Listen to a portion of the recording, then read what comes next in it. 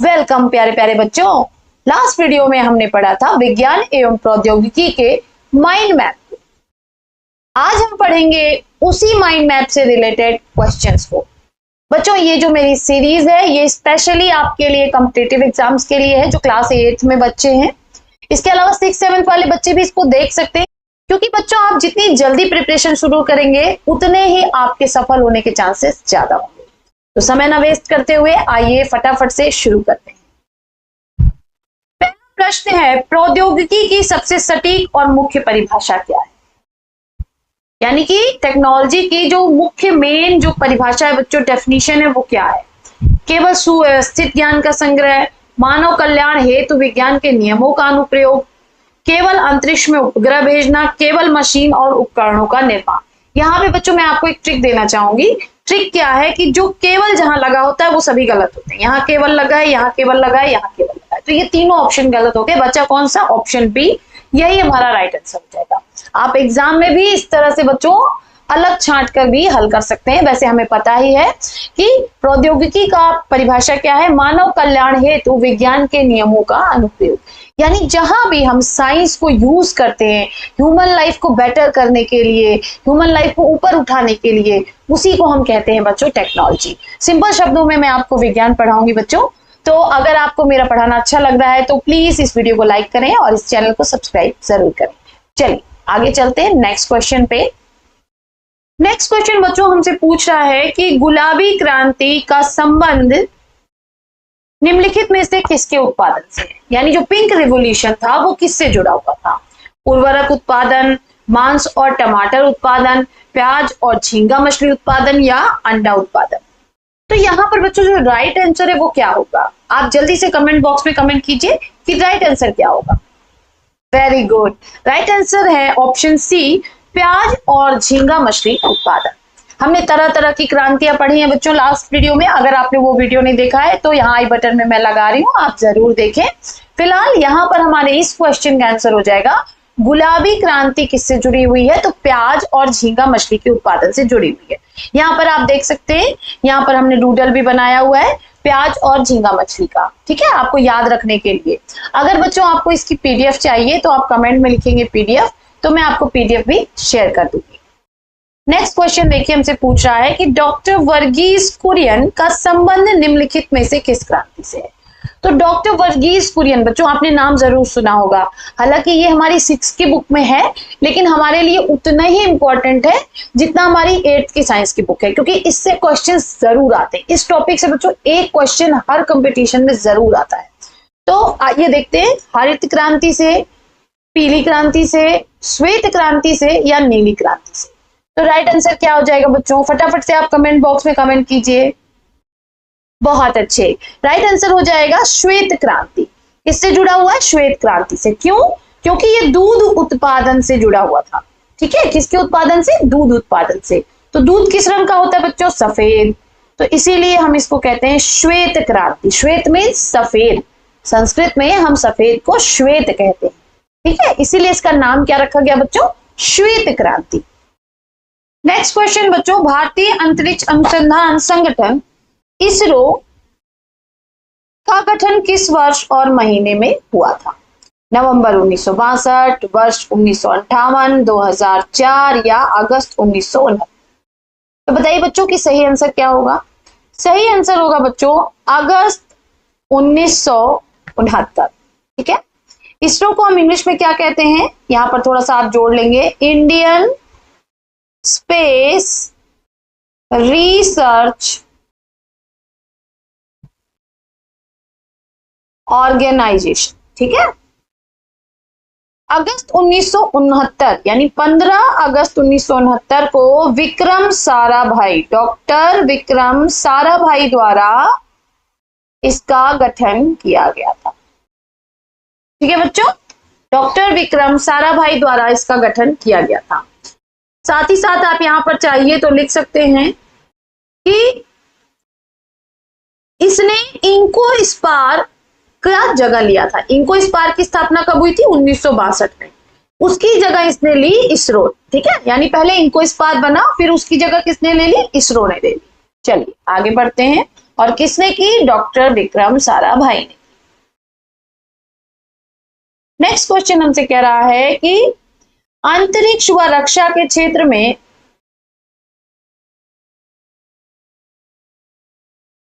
चालक रहित विमान यानी अनमैन्ड एयरक्राफ्ट को क्या नाम दिया गया है?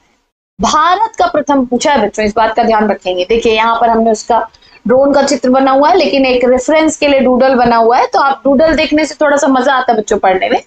तो क्या नाम था उसका? एड्यूसैट, गगनयान, लक्ष्य या चंद्रयान 3। तो राइट आंसर क्या हो जाएगा बच्चों? राइट आंसर तो हो जाएगा हमारा लक्ष्य। इसके साथ ही हम थोड़ा सा एड ऑन करेंगे। एड्यूसैट क्या है बच्चों? तो एड्यूसैट जो है वो भारत का प्रथम शैक्षिक उपग्रह है। क्या है? प्रथम शैक्षिक उपग्रह। यहाँ पे आप नोट कर लेंगे, ये बहुत इंपॉर्टेंट है बच्चों, बहुत बार पूछा गया है। ठीक है। गगनयान क्या है? भारत का मानव को अंतरिक्ष में भेजने का मिशन। भारत का मानव को अंतरिक्ष में भेजने का मिशन है बच्चों। ठीक है। लक्ष्य हम जानेंगे, भारत का प्रथम चालक रहित विमान है। चंद्रयान 3 क्या है बच्चों? तो बच्चों चंद्रयान 3 जो है ये हमारे देश का चंद्रयान था। ये 23 अगस्त 2023 को चंद्रमा के दक्षिणी ध्रुव, किस ध्रुव पर? चंद्रमा के दक्षिणी ध्रुव पर उतरने वाला पहला देश बना हमारा देश। ये हमारे लिए बहुत ही गर्व की बात है। इसके साथ ही आप चाहिए तो यहाँ पे लिख सकते हैं कि जो इसका रोवर था बच्चों, जो वहां पर चला था, उसका नाम क्या था? रोवर का नाम था प्रज्ञान। और लैंडर का नाम क्या था बच्चों? तो लैंडर का नाम था विक्रम। डॉक्टर विक्रम साराभाई के नाम पे रखा गया था। लैंडर का नाम था विक्रम। इसके साथ ही जिस जगह पे उतरा था उसको हमने नाम दिया था शिव शक्ति। क्या नाम दिया था बच्चों? शिव शक्ति। ठीक है, चलिए आगे बढ़ते हैं। नेक्स्ट है, अंतरिक्ष में जाने वाली प्रथम भारतीय मूल की महिला कौन थी? यानी कौन सी प्रथम भारतीय मूल की महिला थी जो अंतरिक्ष में गई थी बच्चों? तो अंतरिक्ष में जाने वाली प्रथम भारतीय मूल की महिला बताइए। Kalpana Chawla, Sunita William, Yuri Gagarin या राकेश शर्मा? तो राइट आंसर यहां पर हो जाएगा बच्चों कल्पना चावला। ठीक है, राइट आंसर क्या हो जाएगा? कल्पना चावला। अब यहीं पर बच्चों यहाँ पर आप कुछ थोड़ा सा एड ऑन करेंगे। 4 ऑप्शन से हमारे 4 क्वेश्चन तैयार होंगे। ठीक है, सुनीता विलियम्स कौन है इसको भी आप नोट डाउन करेंगे। सबसे ज्यादा समय तक अंतरिक्ष में रहने वाली महिला यात्री। ठीक है, सबसे ज्यादा समय तक अंतरिक्ष में रहने वाली महिला, इन्होंने रिकॉर्ड बनाया बच्चों। अभी ये कुछ दिन पहले फंस गई थी अंतरिक्ष में। ठीक है, यूरी गागरिन कौन है? तो अंतरिक्ष में जाने वाले प्रथम व्यक्ति, ये भी नोट कर लीजिए।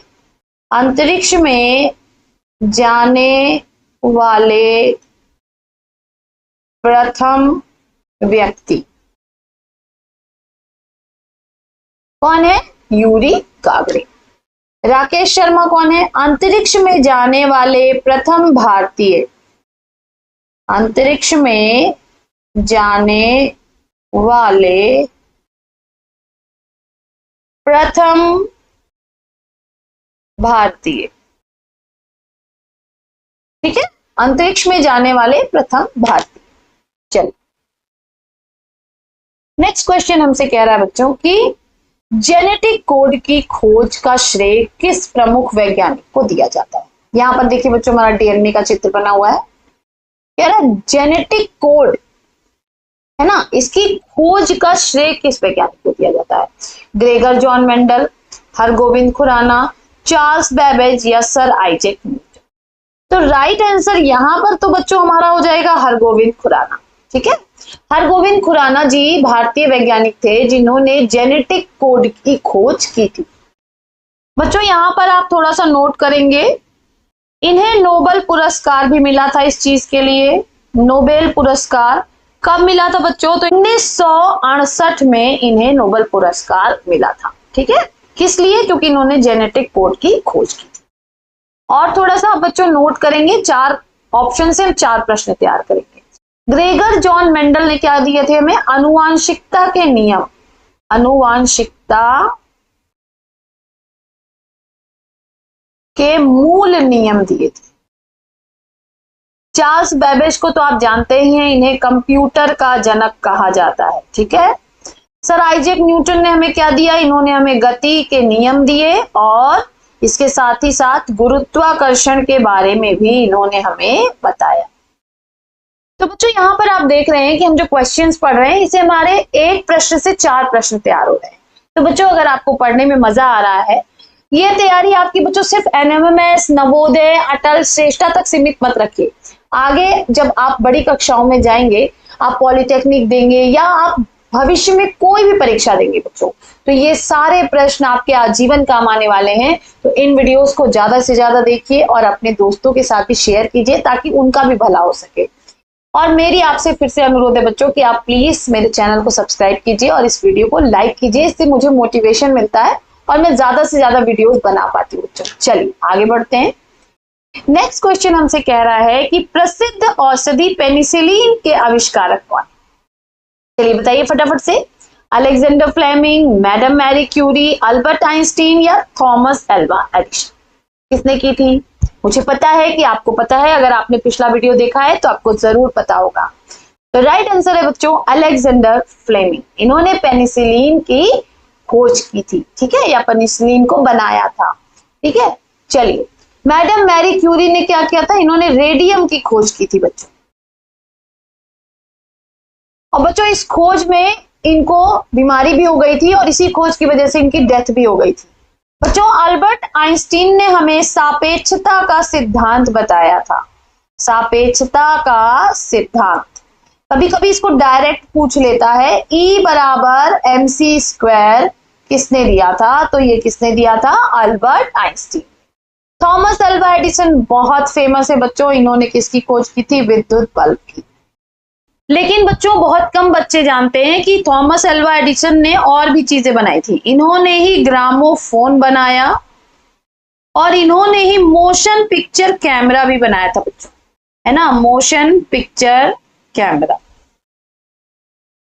तो आप इसको भी एड ऑन कर लेंगे कि इन्होंने मोशन पिक्चर कैमरा भी बनाया था और इन्होंने ग्रामोफोन भी बनाया था। आपने वो गाना जरूर सुना होगा, है ना, एडिसन ने बल्ब बनाया, ग्राहम बेल ने फोन, पर पहिए को किसने खोजा, हमें बताए कौन रे भैया, हमें बताए कौन। अगर आपने ये गाना नहीं सुना है तो यूट्यूब पे जाकर सुनिए। कई फेमस थ्योरीज और कई फेमस आविष्कार आपको यूं चुटकियों में गाने की तरह याद हो जाएंगे। चलो नेक्स्ट चलते हैं। नेक्स्ट क्वेश्चन हमसे कह रहा है कि ऊपर परमाणविक कण यानी प्रोटॉन का नामकरण मुख्य रूप से किस वैज्ञानिक द्वारा किया गया? बहुत ही important, very very important question है बच्चों और इस पे बहुत लोगों को कंफ्यूजन रहता है। मेरे यूट्यूब वीडियो पे भी कमेंट आते हैं कि मैम आपने गलत पढ़ा दिया, ठीक है। तो आइए देखते हैं आपको कितना याद है। J Thomson, James Chadwick, Goldstein या रदरफोर्ड? आप बताएंगे कि इसका नामकरण किसने किया था। यहां पर वर्ड पे ध्यान देना है। वेरी गुड, नामकरण किसने किया था? रदरफोर्ड। लेकिन खोज किसने की थी? अगर वर्ड आए कि खोज, क्या वर्ड आए बच्चों? खोज। तो खोज में हम किसको लगाएंगे? गोल्डस्टीन को। लेकिन नामकरण किसने किया था? रदरफोर्ड। तो अगर ऑप्शन में बच्चों गोल्डस्टीन है तो हम सबसे पहले गोल्डस्टीन को लगाएंगे। लेकिन अगर आपके एग्जाम में ऑप्शन में गोल्डस्टीन ना देके रदरफोर्ड दिया है तो आप रदरफोर्ड को भी लगा सकते हैं। इसके अलावा बच्चों आप यहां पर भी ऐड कर लीजिए, जे थॉमसन ने किसकी खोज की थी? तो जे थॉमसन ने इलेक्ट्रॉन की खोज की थी। जेम्स चैडविक ने किसकी खोज की थी बच्चों? तो जेम्स चैडविक ने न्यूट्रॉन की खोज की थी। जैसा कि आप सभी जानते हैं कि परमाणु में नाभिक होती हैं और बाहर कक्षाएं होती हैं और बीच में नाभिक होता है। नाभिक में कौन कौन रहता है बच्चों? तो प्रोटॉन रहते हैं जिन पर धनावेश होता है और न्यूट्रॉन रहते हैं जिन पर कोई आवेश नहीं होता है। इलेक्ट्रॉन पर ऋणावेश होता है जो नाभिक के चारों ओर कक्षा में चक्कर लगाते रहते हैं, ठीक है। तो इसमें से इलेक्ट्रॉन की खोज किसने की? J Thomson. न्यूट्रॉन की खोज किसने की? James Chadwick. प्रोटॉन की खोज किसने की? गोल्डस्टीन। और प्रोटॉन नाम किसने दिया पूछ रहा है बच्चों? तो आप लिखेंगे कि रदरफोर्ड ने इसमें प्रोटॉन नाम दिया था। नेक्स्ट क्वेश्चन हमसे कह रहा है कि पर्यावरण प्रदूषण और ओजोन परत क्षरण के संदर्भ में ओजोन परत को नुकसान पहुंचाने वाला मुख्य कारक क्या है? क्या वाहनों का धुएं से ओजोन परत नष्ट हो रही है? क्या कृषि अपशिष्ट से ओजोन परत नष्ट हो रही है? क्या सीएफसी यानी क्लोरोफ्लोरोकार्बन से ओजोन परत नष्ट हो रही है? या लाउड स्पीकर की ध्वनि से ओजोन परत नष्ट हो रही है? तो बहुत अच्छे से आपने पिछले वीडियो में याद कर लिया है बच्चों कि क्लोरोफ्लोरोकार्बन की वजह से ओजोन परत का क्षरण हो रहा है, और ये मुख्यतः किससे निकलती है? एसी से, हमारे घरों में जो फ्रिज होते हैं बच्चों उससे, उसके साथ साथ ये जो स्प्रे पेंट होते हैं इनसे भी ये कुछ मात्रा में निकलती है। तो अब जो फ्रिज आ रहे हैं बच्चों उसमें हम HCFC गैस यूज कर रहे हैं, यानी हाइड्रोक्लोरोफ्लोरोकार्बन, वो कम नुकसानदायक है। इसके साथ साथ वाहनों के धुएं से कौन सा प्रदूषण होता है बच्चों? तो वायु प्रदूषण होता है। कृषि अपशिष्ट से आप जानते हैं कि भू और जल प्रदूषण होता है। लाउड स्पीकर की ध्वनि से ध्वनि प्रदूषण होता है। नेक्स्ट क्वेश्चन हमसे कह रहा है कि विज्ञान के दुरुपयोग से उत्पन्न पारिस्थितिक असंतुलन के अंतर्गत केचुआ और सांप जैसे जीवों को क्या कहा गया है जिनकी संख्या कम हो रही है? यानी अगर जब हम इकोलॉजी में आते हैं तो हम केचुए और सांप को किस तरह से देखते हैं जिनकी संख्या आज के डेट में कम होती जा रही है? क्या ये प्रदूषक प्रजातियां हैं? क्या ये किसान मित्र प्रजातियां हैं? क्या ये विनाशक प्रजातियां हैं? या क्या ये अपशिष्ट प्रजातियां? तो राइट आंसर क्या हो जाएगा बच्चों? राइट आंसर हो जाएगा किसान मित्र प्रजातियां। ऑप्शन बी जो है वो हमारा सही हो जाएगा। कैसे? देखिए, केचुआ क्या करता है बच्चों? एक तो है केचुआ, दूसरा है सांप। केचुआ क्या करता है? ये मिट्टी को भुरभुरा करता है, मिट्टी को भुरभुरा करता है जिससे उसमें छेद बन जाते हैं और उसमें जल और वायु को आने जाने के लिए रास्ता मिल जाता है और हमारी जो फसल है वो उपजाऊ होती है। सांप क्या करता है? सांप बच्चों खेतों में जो चूहे होते हैं उनको खा जाते हैं। चूहे क्या करते हैं? नीचे फसलों की जड़ों को काट देते हैं या फसलों को भी काट के नुकसान पहुंचाते हैं। तो चूहे को खाने के लिए जब सांप आता है बच्चों, तो इन चूहों को सांप जब खा जाता है तो उससे किसानों की बड़ी मदद होती है। इसीलिए हम केचुआ और सांप को किसानों का मित्र कहते हैं बच्चों। नेक्स्ट क्वेश्चन हमसे कह रहा है कि शहरी कचरा, रेडियोधर्मी कचरा और ई कचरा, ई वेस्ट मुख्य रूप से विज्ञान के दुरुपयोग से उत्पन्न किस समस्या के अंतर्गत आते हैं? यानी जो ई वेस्ट है उसको हम किसके अंतर्गत रखेंगे? अपशिष्ट प्रबंधन समस्या के अंतर्गत रखेंगे, विनाशकारी प्रौद्योगिकी के रूप में देखेंगे, वायु प्रदूषण के रूप में देखेंगे, या मानव स्वास्थ्य पर खतरे के रूप में देखेंगे? तो यहाँ पर बच्चों दो ऑप्शन सही हो सकते हैं, लेकिन जो मोस्ट प्रोबेबल ऑप्शन होगा वो होगा अपशिष्ट प्रबंधन समस्या, यानी कूड़े के निस्तारण की जो समस्या चल रही है उससे ये जुड़ा हुआ है बच्चों। अब क्या हो रहा है, एक ही घर में कितने कितने मोबाइल, हमने आपने कितने मोबाइल खरीदे होंगे, आप देखिए अपने घर में मम्मी पापा ने कितने मोबाइल खरीदे होंगे, और जो हमारा पुराना मोबाइल है वो कहीं ना कहीं फेंका पड़ा है।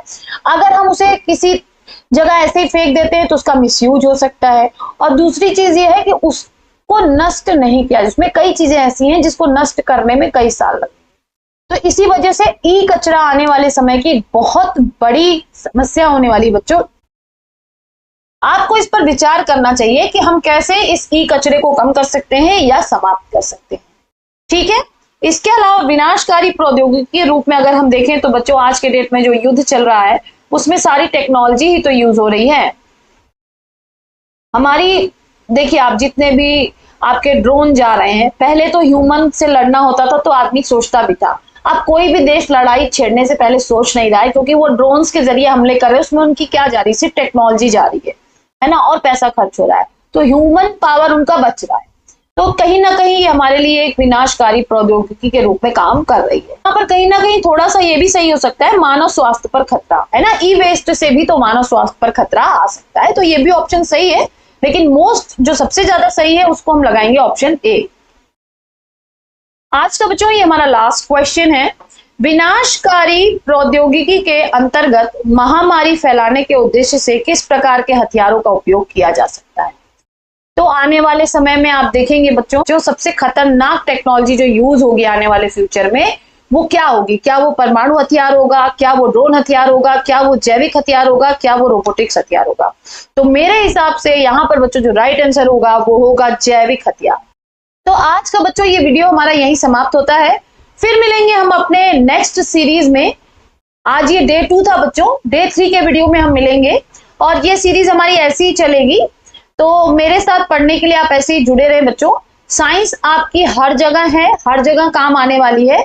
तो अगर आप चाहते हैं कि आपकी साइंस बहुत ही परफेक्ट हो जाए तो आप इस चैनल को जल्द से जल्द सब्सक्राइब कर लीजिए और बेल आइकन का बटन जरूर दबाइए। फिर मिलेंगे नेक्स्ट वीडियो में, तब तक के लिए पढ़ते रहिए, आगे बढ़ते रहिए। बाय बाय बच्चों।